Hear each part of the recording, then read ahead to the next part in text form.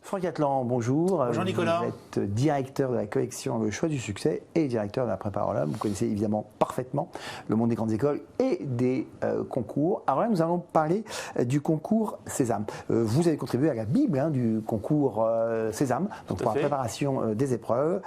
Alors, ces épreuves, quelles sont-elles?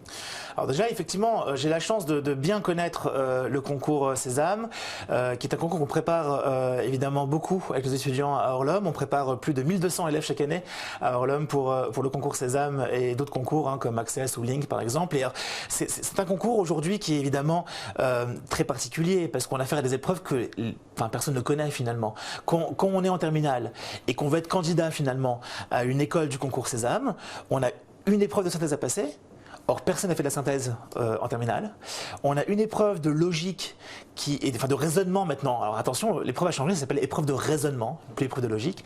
Ça fait un peu moins peur, je pense, raisonnement que logique. Et ça reste une épreuve redoutable.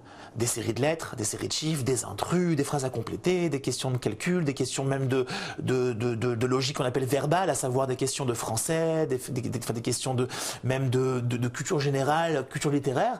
Enfin, des questions qu'on n'a jamais eu l'occasion de voir en fait quand on est en terminale. Mais est-ce si compliqué pour un bon élève de terminale S ou ES la plupart du temps? Écoutez Nicolas, moi à la prépa, je vois des étudiants qui viennent de très bons lycées parisiens qui viennent faire aussi un stage pour une raison très simple.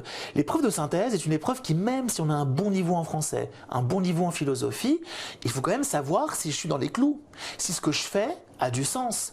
Et nos professeurs, par exemple à la prépa, ont une telle expérience sur quasiment 10 ans qu'ils ont pu identifier les copies qui ont pu avoir 19 ou 20 au concours. Et donc, avec une courbe d'expérience qui permet justement de savoir qu'est-ce qu'il faut faire pour avoir une bonne note, ce qu'il ne faut pas faire pour avoir une mauvaise note, je pense qu'on peut clairement aider un élève à réussir. Donc un ouvrage, une prépa, bien entendu, peut évidemment aider. Maintenant, c'est vrai que pour peu qu'on ait un très bon professeur qui nous soutient, qui nous suit en terminale, je pense qu'il peut être capable aussi d'identifier les points améliorés. Bien sûr, les points améliorés. Mais sur une épreuve de raisonnement, finalement, où on a des séries de chiffres, des séries des intrus et autres, il faut s'entraîner énormément. Le problème, c'est que les ouvrages ne sont pas toujours très complets. Alors, la Bible du concours Sésame présente une somme de conseils très importante, avec beaucoup d'entraînement, mais je crois qu'à un moment donné, plus on va en faire, mieux c'est. Et c'est vrai qu'on a aussi beaucoup de choses aujourd'hui. On a des choses en ligne qui existent. On a également le concours Sésame, qui d'ailleurs a fait un travail remarquable sur l'édition de tests gratuits en ligne pour s'entraîner au concours. Mais je crois que plus on va en faire, et mieux on va se porter. Alors, dernier conseil peut-être pour ceux qui envisagent de préparer ce concours? Alors, je dirais que j'ai oublié une épreuve d'anglais qu'il faudrait essayer d'évoquer.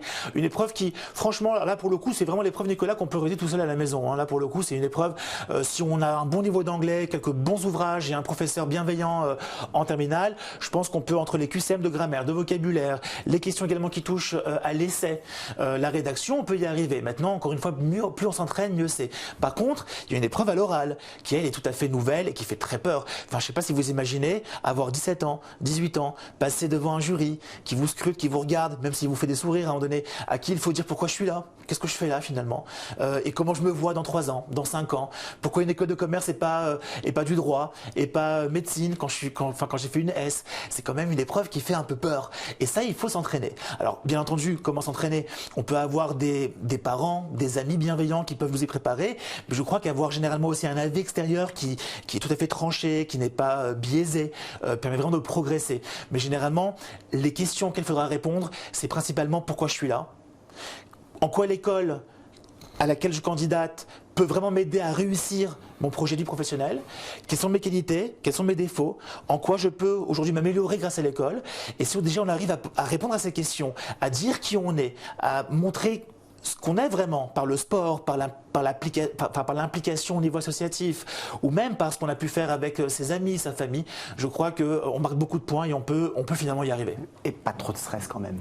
Non, pas de stress, parce que finalement, d'abord, ça reste un concours, il y a quand même beaucoup de place, et puis il n'y a pas que le concours Sésame. Franck Atlan, merci.